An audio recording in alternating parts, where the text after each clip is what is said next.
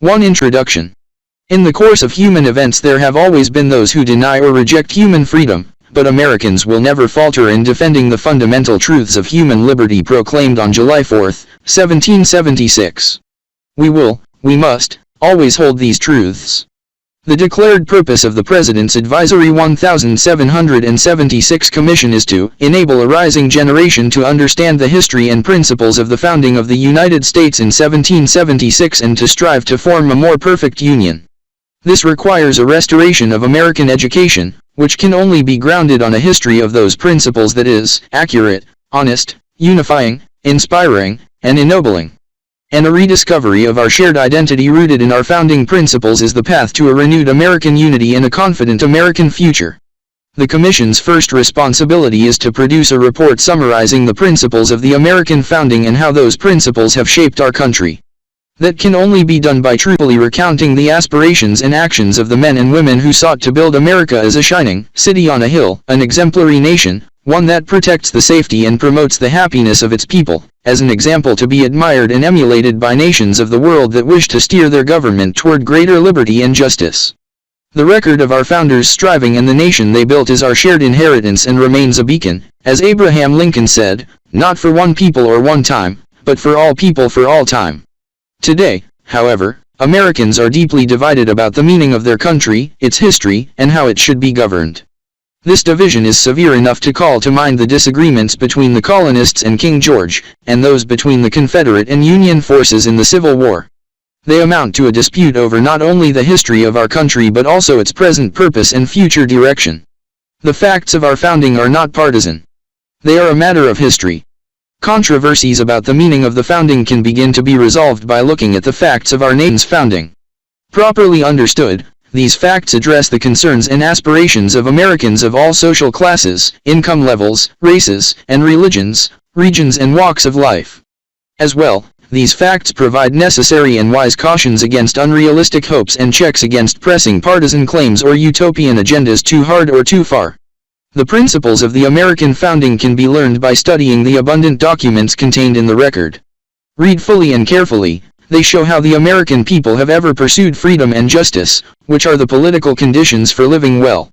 To learn this history is to become a better person, a better citizen, and a better partner in the American experiment of self-government. Comprising actions by imperfect human beings, the American story has its share of missteps, errors, contradictions, and wrongs. These wrongs have always met resistance from the clear principles of the nation, and therefore our history is far more one of self-sacrifice, courage, and nobility. America's principles are named at the outset to be both universal, applying to everyone, and eternal, existing for all time. The remarkable American story unfolds under and because of these great principles. Of course, neither America nor any other nation has perfectly lived up to the universal truths of equality, liberty, justice, and government by consent. But no Washington crossing the Delaware nation before America ever dared state those truths as the formal basis for its politics, and none has strived harder, or done more, to achieve them. Lincoln aptly described the American government's fundamental principles as a standard maxim for free society, which should be familiar to all, and revered by all, constantly looked to, constantly labored for, and even though never perfectly attained, constantly approximated. But the very attempt to attain them, every attempt to attain them would, Lincoln continued, constantly spread and deepen the influence of these principles and augment the happiness and value of life to all people of all colors everywhere. The story of America is the story of this ennobling struggle. The President's Advisory 1776 Commission presents this first report with the intention of cultivating a better education among Americans in the principles and history of our nation, and in the hope that a rediscovery of those principles and the forms of constitutional government will lead to a more perfect union. To the meaning of the Declaration. The United States of America is in most respects a nation like any other. It embraces a people who inhabit a territory governed by laws administered by human beings. Like other countries, our country has borders, resources, industries, cities and towns, farms and factories, homes, schools, and houses of worship. And, although a relatively young country, its people have shared a history of common struggle and achievement, from carving communities out of a vast, untamed wilderness, to winning independence and forming a new government, through wars, industrialization, waves of immigration, technological progress, and political change. In other respects, however, the United States is unusual. It is a republic, that is to say, its government was designed to be directed by the will of the people rather than the wishes of a single individual or a narrow class of elites. Republicanism is an ancient form of government but one uncommon throughout history, in part because of its fragility, which has tended to make republics short-lived. Contemporary Americans tend to forget how historically rare republicanism has been, in part because of the success of republicanism in our time, which is derived in no small part from the very example and success of America. In two decisive respects, the United States of America is unique. First, it has a definite birthday, July 4, 1776. Second, it declares from the moment of its founding not merely the principles on which its new government will be based, it asserts those principles to be true and universal, applicable to all men in all times, as Lincoln said. Other nations may have birthdays. For instance, what would eventually evolve into the French Republic was born in 1789 when Parisians stormed a hated prison and launched the downfall of the French monarchy and its aristocratic regime. The People's Republic of China was born in 1949 when Mao Zedong's Chinese Communist Party defeated the nationalists in the Chinese Civil War. But France and China as nations, as peoples and cultures inhabiting specific territories, stretch back centuries and even millennia, over the course of many governments. There was no United States of America before July 4, 1776. There was not yet, formally speaking, an American people. There were, instead, living in the 13 British colonies in North America some 2.5 million subjects of a distant king. Those subjects became a people by declaring themselves such and then by winning the independence they had asserted as their right. They made that assertion on the basis of principle, not blood, or kinship, or what we today might call ethnicity. Yet this fact must be properly understood. As John Jay explained in Federalist 2, Providence has been pleased to give this one connected country to one united people, a people descended from the same ancestors, speaking the same language, professing the same religion, attached to the same principles of government, very similar in their manners and customs, and who, by their joint counsels, arms, and efforts, fighting side by side throughout a long and bloody war, have nobly established general liberty and independence. Yet, as Jay, and all the founders, well knew, the newly formed American people were not quite as homogeneous in ancestry, language, or religion as this statement would seem to assert. They were neither wholly English nor wholly Protestant nor wholly Christian. Some other basis would have to be found and asserted to bind the new people together and to which they would remain attached if they were to remain a people. That basis was the assertion of universal and eternal principles of justice and political legitimacy. But this too must be qualified. Note that Jay lists 6 factors binding the American people together, of which principle is only one, the most important or decisive one, but still only one, and insufficient by itself. The American founders understood that, for republicanism to function and endure, a republican people must share a large measure of commonality in manners, customs, language, and dedication to the common good. All states, all governments, make some claim to legitimacy, that is, an argument for why their existence and specific form are justified. Some dismiss all such claims to legitimacy as false, advanced to fool the ruled into believing that their rulers' actions are justified when in fact those actions only serve the private interests of a few. But no actual government understands itself this way, much less makes such a cynical claim in public. All actual governments, rather, understand themselves as just and assert a public claim as to why. At the time of the American founding, the most widespread claim was a form of the divine right of kings, that is to say, the assertion that God appoints some men, or some families, to rule and consigns the rest to be ruled. The American founders rejected that claim. As the 18 charges leveled against King George in the Declaration of Independence make clear, our founders considered the British government of the time to be oppressive and unjust. They had no wish to replace the arbitrary government of one tyrant with that of another. More fundamentally, having cast off their political connection to England, our founders needed to state a new principle of political legitimacy for their new government. As the Declaration of Independence puts it, a decent respect to the opinions of mankind required them to explain themselves and justify their actions. They did not merely wish to assert that they disliked British rule and so were replacing it with something they liked better. They wished to state a justification for their actions, and for the government to which it would give birth, that is both true and moral, moral because it is faithful to the truth about things. Such a justification could only be found in the precepts of nature, specifically human nature, accessible to the human mind but not subject to the human will. Those precepts, whether understood as created by God or simply as eternal, are a given that man did not bring into being and cannot change. Hence the declaration speaks of both the laws of nature and of nature's God. It appeals to both reason and revelation as the foundation of the underlying truth of the document's claims, and for the legitimacy of this new nation. The core assertion of the Declaration, and the basis of the founders' political thought, is that all men are created equal. From the principle of equality, the requirement for consent naturally follows: if all men are equal, then none may by right rule another without his consent. The assertion that all men are created equal must also be properly understood. It does not mean that all human beings are equal in wisdom, courage, or any of the other virtues and talents that God and nature distribute unevenly among the human race. It means rather that human beings are equal in the sense that they are not by nature divided into castes, with natural rulers and ruled. Thomas Jefferson liked to paraphrase the Republican political thinker Algernon Sidney: the mass of mankind has not been born with saddles on their backs, nor a favored few booted and spurred, ready to ride them legitimately, by the grace of God. Superiority of talent, even a superior ability to rule, is not a divine or natural title or warrant to rule. George Washington, surely one of the ablest statesmen who ever lived, never made such an outlandish claim and, indeed, vehemently rejected such assertions made by others about him.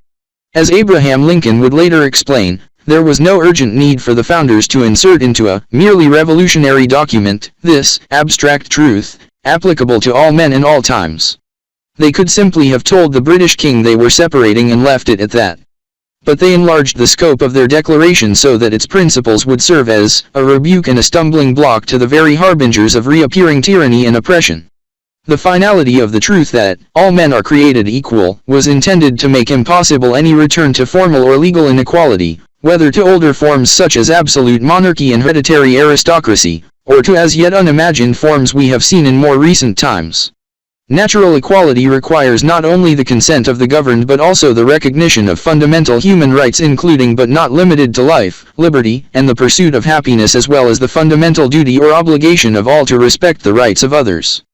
These rights are found in nature and are not created by man or government. Rather, men create governments to secure natural rights. Indeed, the very purpose of government is to secure these rights, which exist independently of government, whether government recognizes them or not. A bad government may deny or ignore natural rights and even prevent their exercise in the real world. But it can never negate or eliminate them. The principles of the Declaration are universal and eternal. Yet they were asserted by a specific people, for a specific purpose, in a specific circumstance. The general principles stated in the document explain and justify the founders' particular actions in breaking off from Great Britain, and also explain the principles upon which they would build their new government. These principles apply to all men, but the founders acted to secure only Americans' rights, not those of all mankind. The world is still and will always be divided into nations, not all of which respect the rights of their people, though they should. We confront, finally, the difficulty that the eternal principles elucidated in the Declaration were stated, and became the basis for an actual government, only a relatively short time ago. Yet if these principles are both eternal and accessible to the human mind, why were they not discovered and acted upon long before 1776? In a sense, the precepts of the American founders were known to prior thinkers, but those thinkers stated them in entirely different terms to fit the different political and intellectual circumstances of their times. For instance, ancient philosophers appear to teach that wisdom is a genuine title to rule and that in a decisive respect all men are not created equal. Yet they also teach that it is all but impossible for any actual, living man to attain genuine wisdom. Even if wisdom is a legitimate title to rule, if perfect wisdom is unattainable by any living man, then no man is by right the ruler of any other except by their consent. More fundamentally, by the time of the American founding, political life in the West had undergone two momentous changes. The first was the sundering of civil from religious law with the advent and widespread adoption of Christianity. The second momentous change was the emergence of multiple denominations within Christianity that undid Christian unity and in turn greatly undermined political unity. Religious differences became sources of political conflict and war. As discussed further in Appendix 2, it was in response to these fundamentally new circumstances that the American founders developed the principle of religious liberty. While the founders' principles are both true and eternal, they can't be understood without also understanding that they were formulated by practical men to solve real-world problems. For the founders' solution to these problems we must turn to the Constitution. 3. A constitution of principles. It is one thing to discern and assert the true principles of political legitimacy and justice. It is quite another to establish those principles among an actual people, in an actual government, here on earth. As Winston Churchill put it in a not dissimilar context, even the best of men struggling in the most just of causes cannot guarantee victory, they can only deserve it. The founders of the United States, perhaps miraculously, achieved what they set out to achieve. They defeated the world's strongest military and financial power and won their independence. They then faced the task of forming a country that would honor and implement the principles upon which they had declared their independence. The bedrock upon which the American political system is built is the rule of law. The vast difference between tyranny and the rule of law is a central theme of political thinkers back to classical antiquity.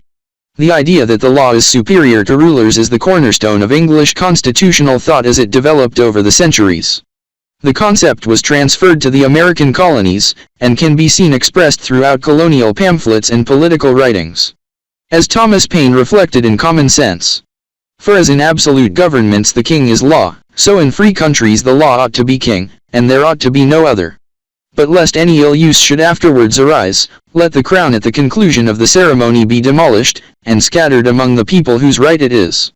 To assure such a government, Americans demanded a written legal document that would create both a structure and a process for securing their rights and liberties and spell out the divisions and limits of the powers of government. That legal document must be above ordinary legislation and day-to-day politics. That is what the founders meant by Constitution, and why our Constitution is the supreme law of the land. Their first attempt at a form of government, the Articles of Confederation and Perpetual Union, was adopted in the midst of the Revolutionary War and not ratified until 1781.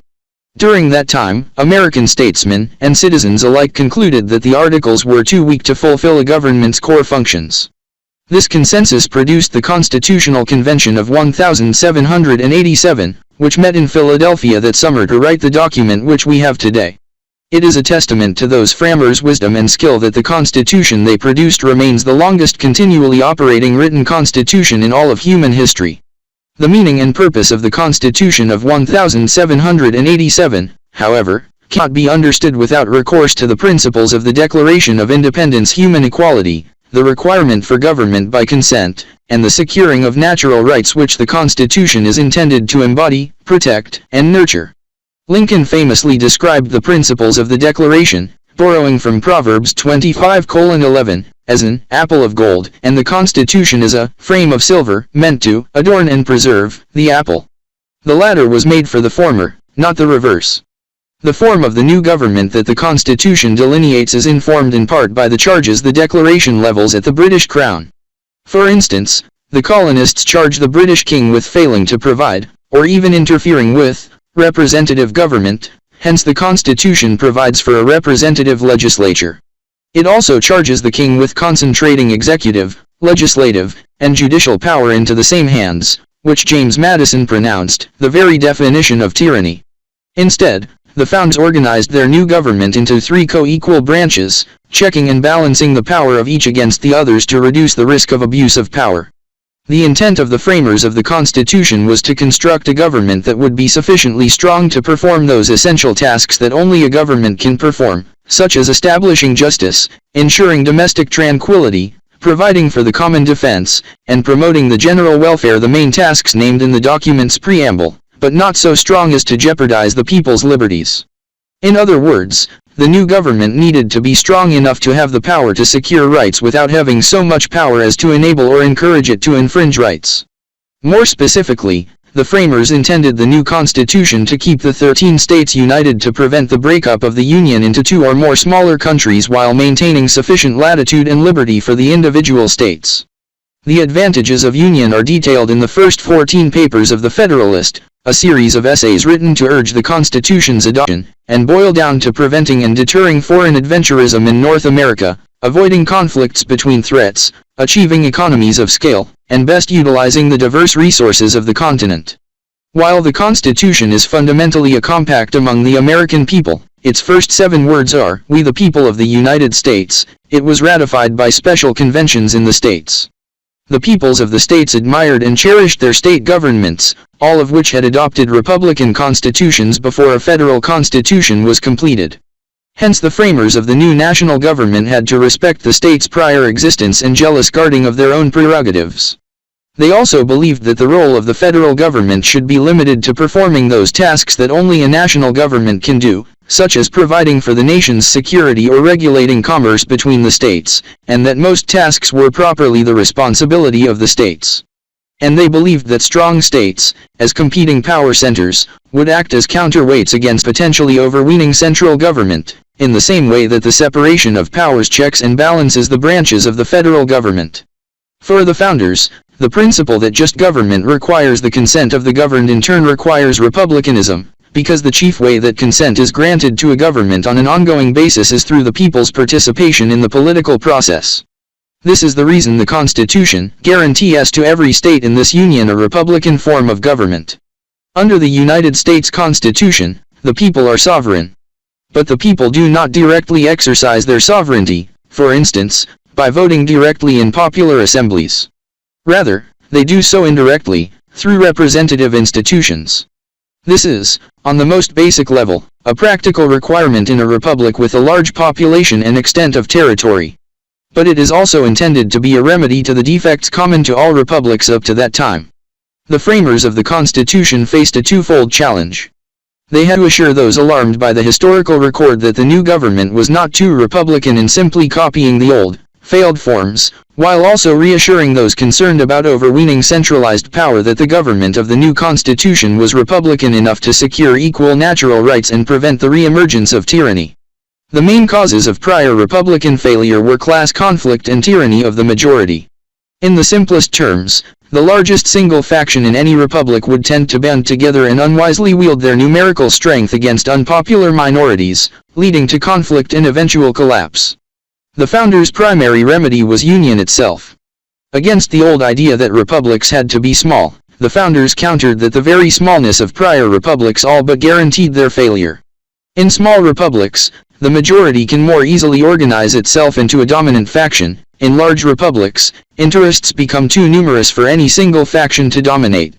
The inherent or potential partisan unwisdom of a dominant faction also would be tempered by representative government. Rather than the people acting as a body, the people would instead select office holders to represent them. This would refine and enlarge the public views, by passing them through the medium of a chosen body of citizens, whose wisdom may best discern the true interest of their country, and whose patriotism and love of justice will be least likely to sacrifice it to temporary or partial considerations. Federalist 10. And the separation of powers would work in concert with the principle of representation by incentivizing individual office holders to identify their personal interests with the powers and prerogatives of their offices, and thus keep them alert to the danger of encroachments from other branches and offices. The founders asserted that these innovations, and others, combined to create a republicanism that was at once old as well as new, true to the eternal principles and timeless ends of good government, but awake to and corrective of the deficiencies in prior examples of popular rule. One important feature of our written constitution is a careful way that it limits the powers of each branch of government, that is, states what those branches may do, and by implication what they may not do. This is the real meaning of limited government, not that the government's size or funding levels remain small, but that government's powers and activities must remain limited to certain carefully defined areas and responsibilities as guarded by bicameralism, federalism, and the separation of powers. The Constitution was intended to endure. But because the founders well knew that no document written by human beings could ever be perfect or anticipate every future contingency, they provided for a process to amend the document, but only by popular decision-making and not by ordinary legislation or judicial decree. The first 10 amendments, which would come to be known as the Bill of Rights, were included at the demand of those especially concerned about vesting the federal government with too much power and who wanted an enumeration of specific rights that the new government lawfully could not transgress. But all agreed that substantive rights are not granted by government. Any just government exists only to secure these rights. And they specifically noted in the 9th Amendment that the Bill of Rights was a selective and not an exclusive list. That is, the mere fact that a right is not mentioned in the Bill of Rights is neither proof nor evidence that it does not exist. It is important to note the founders' understanding of three of these rights that are decisive for Republican government and the success of the founders' project. Our first freedom, religious liberty, is foremost a moral requirement of the natural freedom of the human mind. As discussed in Appendix 2, it is also the indispensable solution to the political-religious problem that emerged in the modern world. Faith is both a matter of private conscience and public import, which is why the founders encouraged religious free exercise but barred the government from establishing any one national religion. The point is not merely to protect the state from religion but also to protect religion from the state so that religious institutions would flourish and pursue their divine mission among men. Like religious liberty, freedom of speech and of the press is required by the freedom of the human mind. More plainly, it is a requirement for any government in which the people choose the direction of government policy. To choose requires public deliberation and debate. A people that cannot publicly express its opinions, exchange ideas, or openly argue about the course of its government is not free. Finally, the right to keep and bear arms is required by the fundamental natural right to life. No man may justly be denied the means of his own defense. The political significance of this right is hardly less important. An armed people is a people capable of defending their liberty no less than their lives and is the last, desperate check against the worst tyranny. 4 challenges to America's principles. Challenges to constitutional government are frequent and to be expected in a popular government based on consent. In his farewell address, George Washington advised his countrymen that when it came to the preservation of the Constitution they should resist with care the spirit of innovation upon its principles however specious pretexts. The Constitution has proven sturdy against narrow interest groups that seek to change elements of the Constitution merely to get their way. At the same time, it is important to note that by design there is room in the Constitution for significant change and reform. Indeed, great reforms like abolition, women's suffrage, anti-communism, the civil rights movement, and the pro-life movement have often come forward that improve our dedication to the principles of the Declaration of Independence under the Constitution. More problematic have been movements that reject the fundamental truths of the Declaration of Independence and seek to destroy our constitutional order. The arguments, tactics, and names of these movements have changed, and the magnitude of the challenge has varied, yet they are all united by adherence to the same falsehood that people do not have equal worth and equal rights. At the infancy of our republic, the threat was a despotic king who violated the people's rights and overthrew the colonists' long-standing tradition of self-government. After decades of struggle, the colonists succeeded in establishing a more perfect union founded not upon the capricious whims of a tyrant, but republican laws and institutions founded upon self-evident and eternal truths. It is the sacred duty of every generation of American patriots to defend this priceless inheritance. Slavery. The most common charge leveled against the founders, and hence against our country itself, is that they were hypocrites who didn't believe in their stated principles, and therefore the country they built rests on a lie. This charge is untrue, and has done enormous damage, especially in recent years, with a devastating effect on our civic unity and social fabric. Many Americans labor under the illusion that slavery was somehow a uniquely American evil. It is essential to insist at the outset that the institution be seen in a much broader perspective.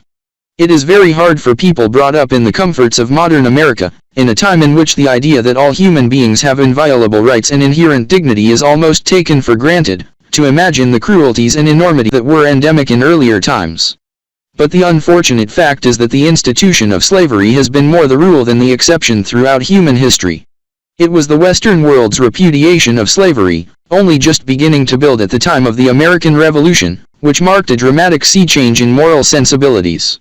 The American founders were living on the cusp of this change, in a manner that straddled two worlds. George Washington owned slaves, but came to detest the practice, and wished for a plan adopted for the abolition of it. By the end of his life, he freed all the slaves in his family estate. Thomas Jefferson also held slaves, and yet included in his original draft of the Declaration a strong condemnation of slavery, which was removed at the insistence of certain slaveholding delegates. Inscribed in marble at his memorial in Washington, D.C. is Jefferson's foreboding reference to the injustice of slavery: "I tremble for my country when I reflect that God is just, that his justice cannot sleep forever."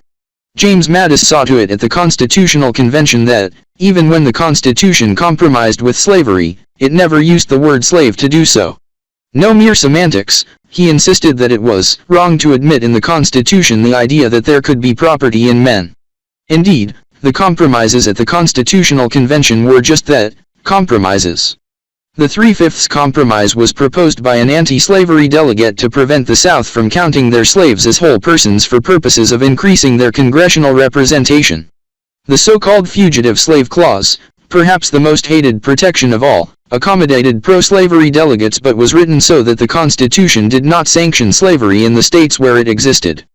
There is also the provision in the Constitution that forbade any restriction of the slave trade for 20 years after ratification, at which time Congress immediately outlawed the slave trade. The First Continental Congress agreed to discontinue the slave trade and boycott other nations that engaged in it, and the Second Continental Congress reaffirmed this policy. The Northwest Ordinance, a pre-Constitution law passed to govern the Western Territories, and passed again by the First Congress and signed into law by President Washington, explicitly bans slavery from those territories and from any states that might be organized there. Above all, there is the clear language of the Declaration itself: we hold these truths to be self-evident, that all men are created equal. The founders knew slavery was incompatible with that truth. It is important to remember that, as a question of practical politics, no durable union could have been formed without a compromise among the states on the issue of slavery. Is it reasonable to believe that slavery could have been abolished sooner had the slave states not been in a union with the free?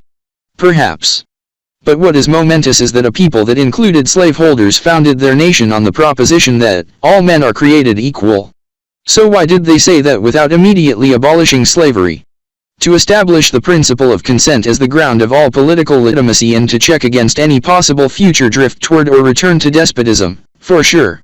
But also, in Lincoln's words, to declare the right, so that the enforcement of it might follow as fast as circumstances should permit. The foundation of our republic planted the seeds of the death of slavery in America. The Declaration's unqualified proclamation of human equality flatly contradicted the existence of human bondage and, along with the Constitution's compromises understood in light of that proposition, set the stage for abolition. Indeed, the movement to abolish slavery that first began in the United States led the way in bringing about the end of legal slavery. Benjamin Franklin was president of the Pennsylvania Society for Promoting the Abolition of Slavery, and John Jay, the first Chief Justice of the Supreme Court, was the president of a similar society in New York. John Adams opposed slavery his entire life as a foul contagion in the human character and an evil of colossal magnitude. Frederick Douglass had been born a slave, but escaped and eventually became a prominent spokesman for the abolitionist movement. He initially condemned the Constitution, but after studying its history came to insist that it was a glorious liberty document and that the Declaration of Independence was the ring bolt to the chain of your nation's destiny. And yet over the course of the first half of the 19th century, a growing number of Americans increasingly denied the truth at the heart of the founding. Senator John C. Calhoun of South Carolina famously rejected the Declaration's principle of equality as the most dangerous of all political error and a self-evident lie. He never doubted that the founders meant what they said. To this rejection, Calhoun added a new theory in which rights inhere not in every individual by the laws of nature and of nature's God, but in groups or races according to historical evolution. This new theory was developed to protect slavery. Calhoun claimed it was a positive good, and specifically to prevent lawful majorities from stopping the spread of slavery into federal territories where it did not yet exist. In the way our fathers originally left the slavery question, the institution was in the course of ultimate extinction, and the public mind rested in the belief that it was in the course of ultimate extinction, Abraham Lincoln observed in 1858.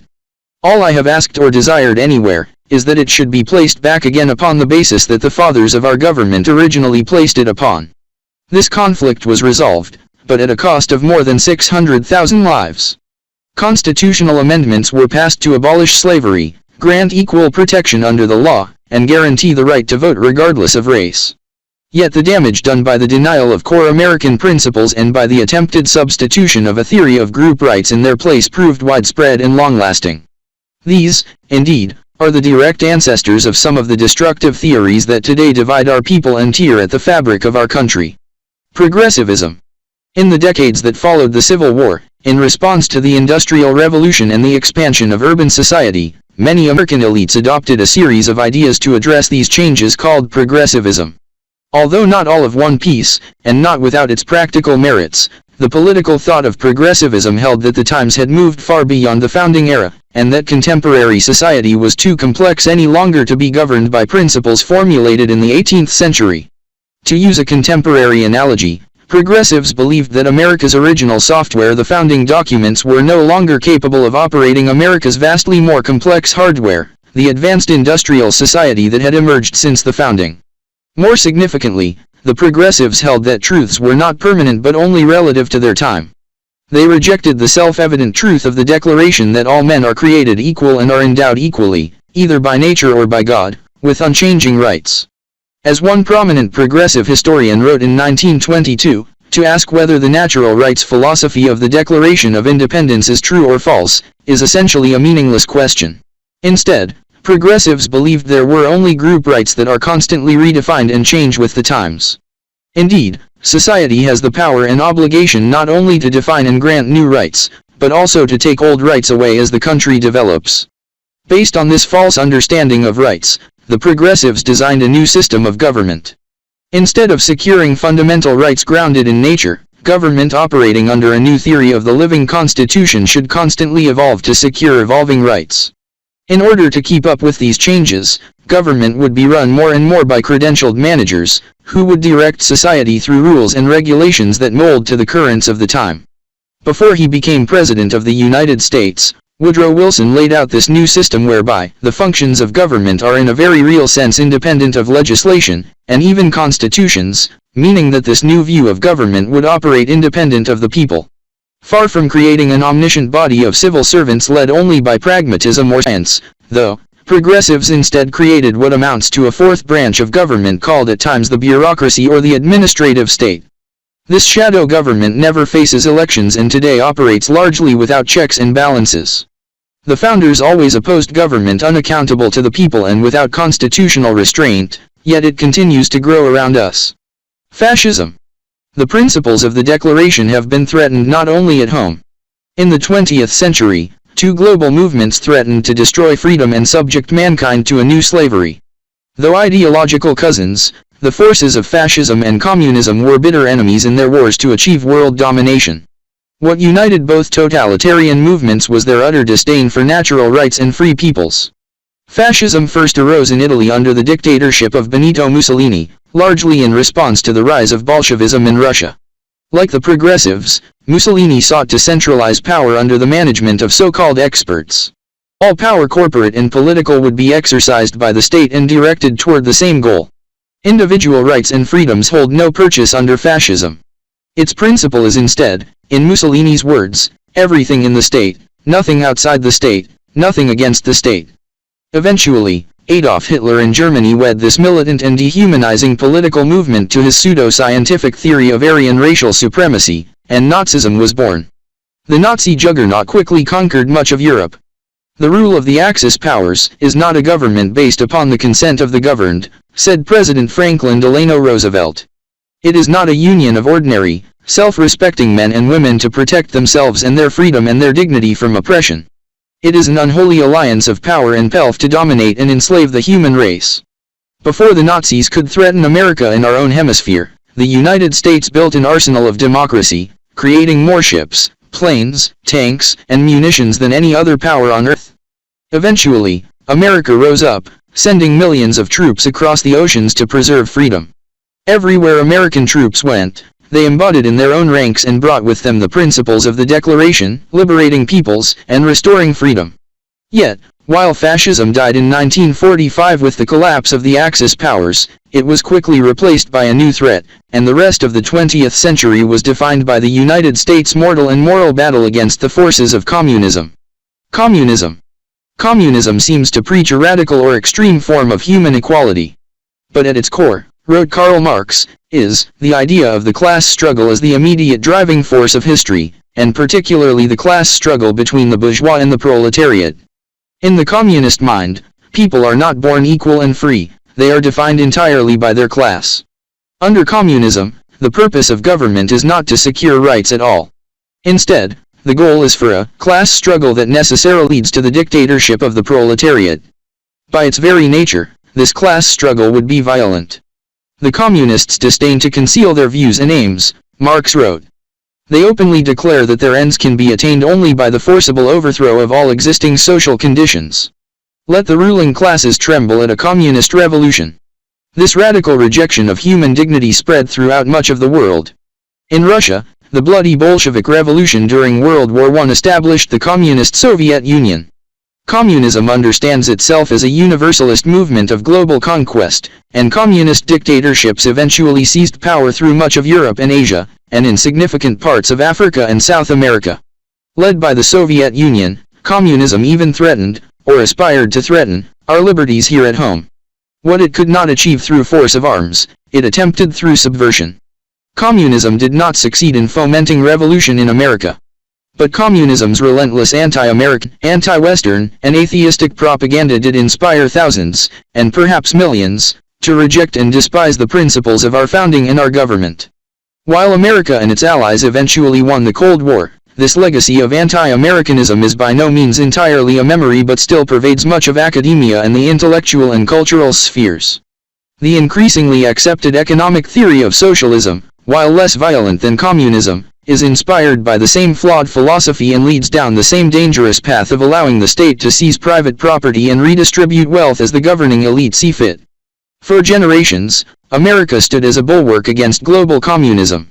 Our Cold War victory was owing not only to our superior technology, economy, and military. In the end, America won because the Soviet Union was built upon a lie. As President Ronald Reagan said, "I have seen the rise of fascism and communism."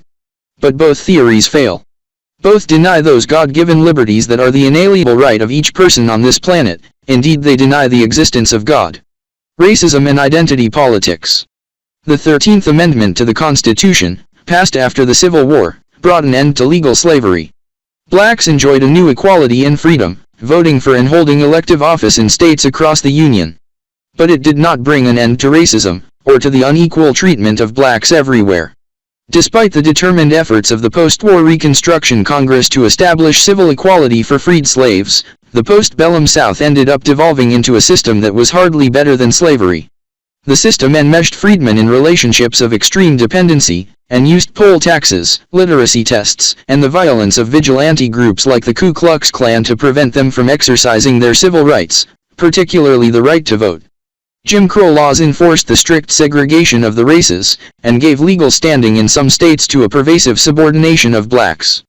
It would take a national movement composed of people from different races, ethnicities, nationalities, and religions to bring about an America fully committed to ending legal discrimination. The civil rights movement culminated in the 1960s with the passage of 3 major legislative reforms affecting segregation, voting, and housing rights. It presented itself, and was understood by the American people, as consistent with the principles of the founding. When the architects of our republic wrote the magnificent words of the Constitution and the Declaration of Independence, they were signing a promissory note to which every American was to fall heir, Martin Luther King, Jr. said in his "I Have a Dream" speech.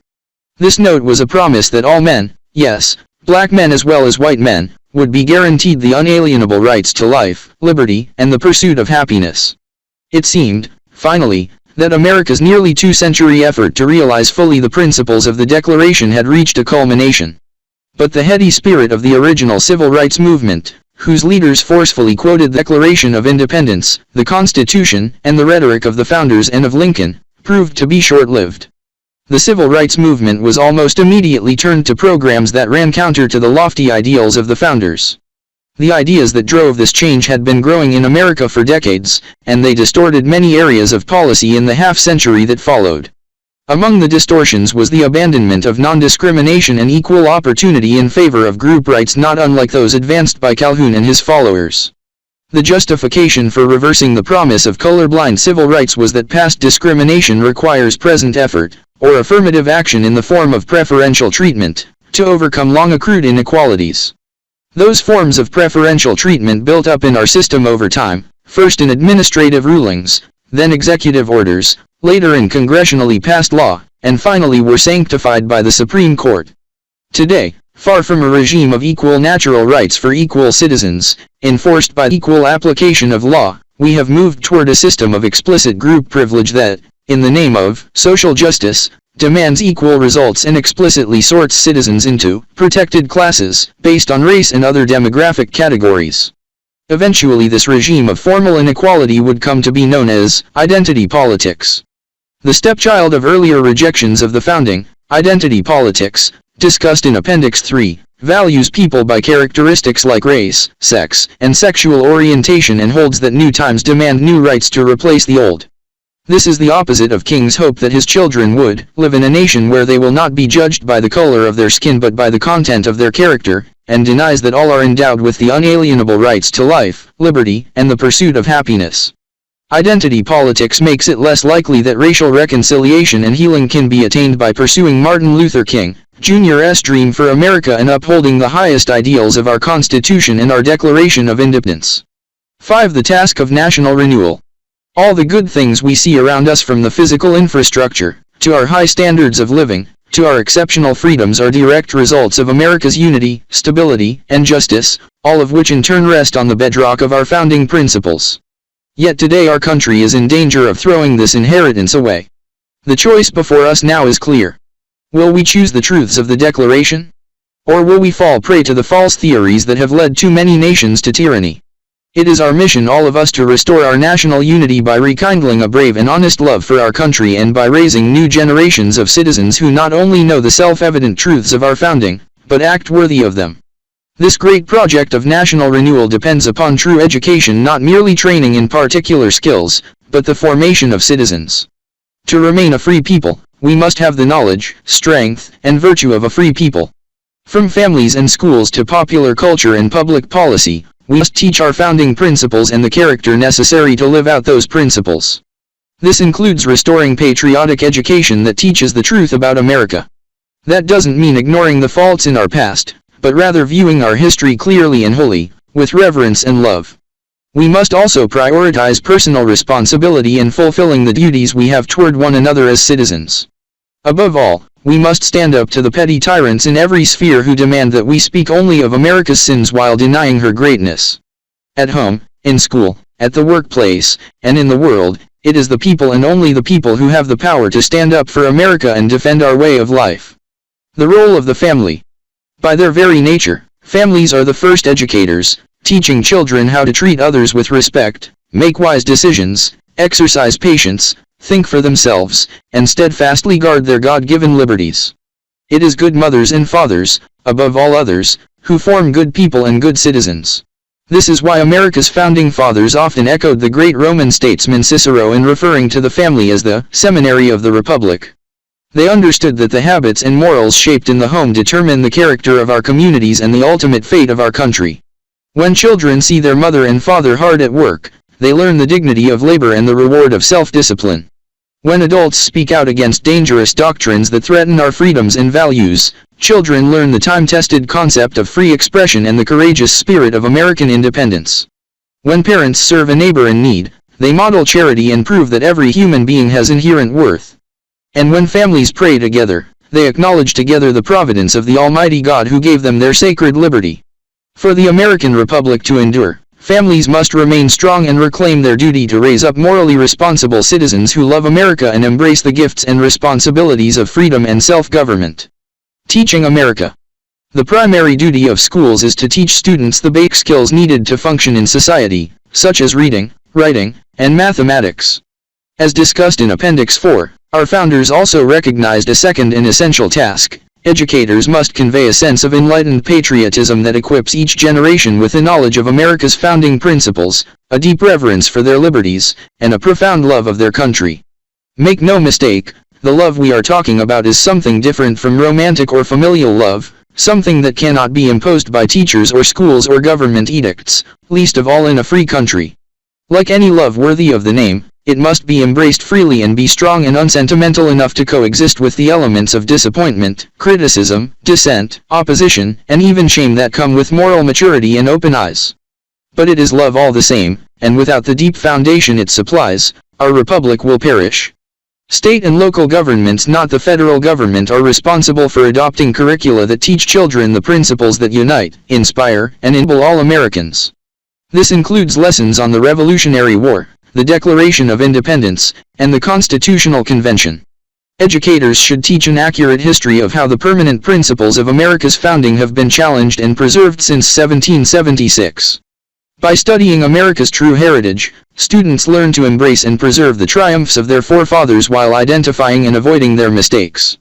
States and school districts should reject any curriculum that promotes one-sided partisan opinions, activist propaganda, or factional ideologies that demean America's heritage, dishonor our heroes, or deny our principles. Anytime teachers or administrators promote political agendas in the classroom, they abuse their platform and dishonor every family who trusts them with their children's education and moral development. Law and liberty cannot rationally become the object of our love, wrote Founding Father James Wilson, unless they first become the objects of our knowledge. Students who are taught to understand America's exceptional principles and America's powerful history grow into strong citizens who respect the rule of law and protect the country they know and love. A scholarship of freedom. Universities in the United States are often today hotbeds of anti-Americanism, libel, and censorship that combine to generate in students and in the broader culture at the very least disdain and at worst outright hatred for this country. The founders insisted that universities should be at the core of preserving American republicanism by instructing students and future leaders of its true basis and instilling in them not just an understanding but a reverence for its principles and core documents. Today, our higher education system does almost the precise opposite. Colleges peddle resentment and contempt for American principles and history alike, in the process weakening attachment to our shared heritage.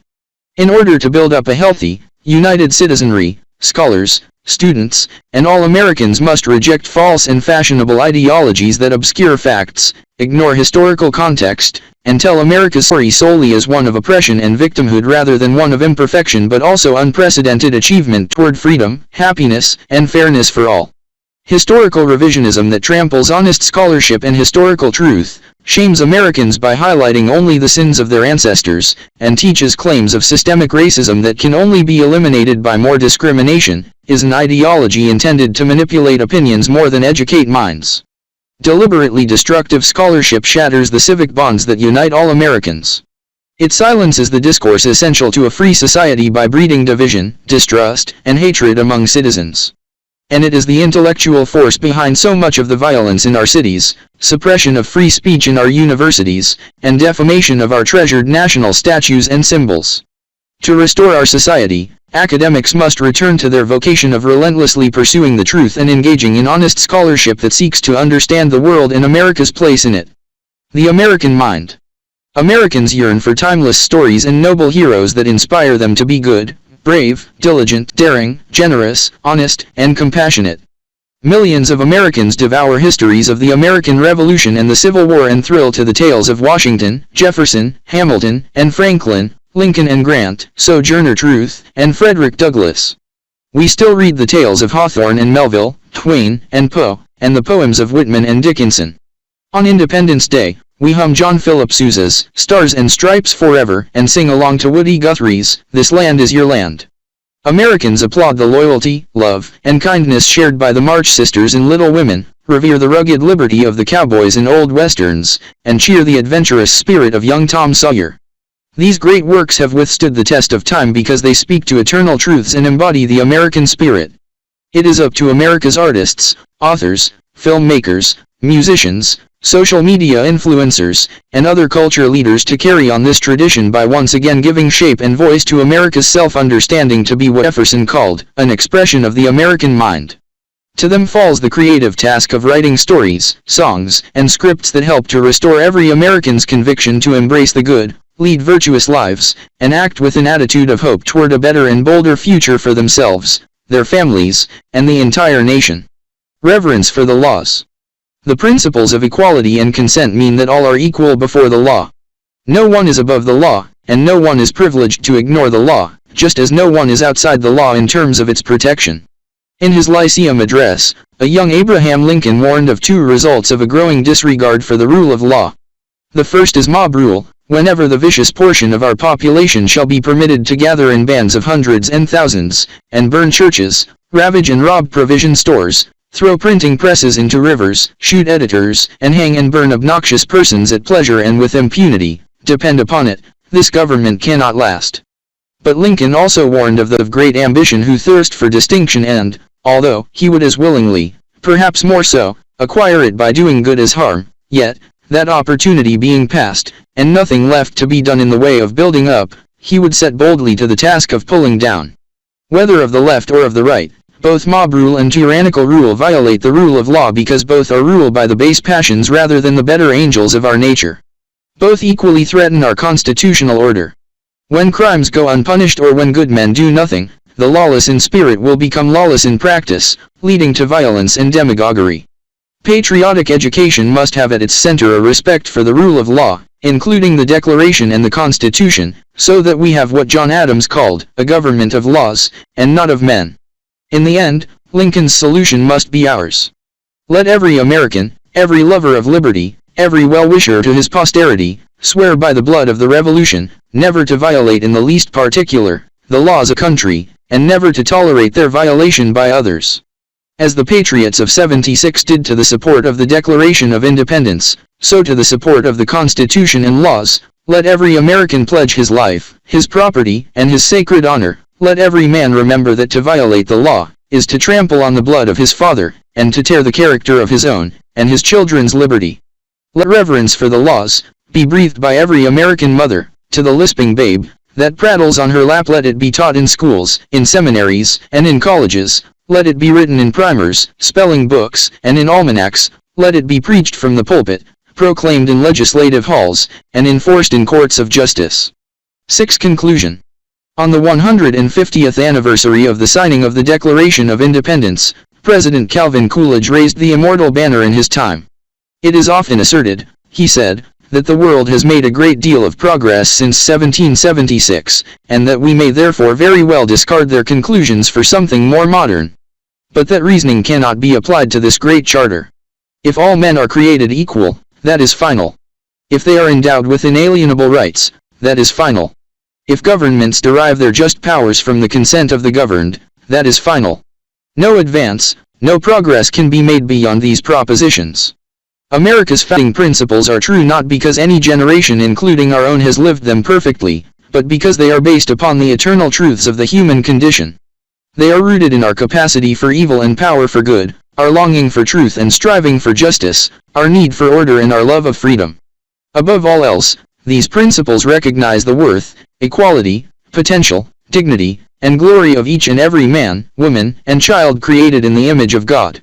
Throughout our history, our heroes, men and women, young and old, black and white, of many faiths and from all parts of the world have changed America for the better not by abandoning these truths, but by appealing to them. Upon these universal ideals, they built a great nation, unified a strong people, and formed a beautiful way of life worth defending. To be an American means something noble and good. It means treasuring freedom and embracing the vitality of self-government. We are shaped by the beauty, bounty, and wildness of our continent. We are united by the glory of our history. And we are distinguished by the American virtues of openness, honesty, optimism, determination, generosity, confidence, kindness, hard work, courage, and hope. Our principles did not create these virtues, but they laid the groundwork for them to grow and spread and forge America into the most just and glorious country in all of human history.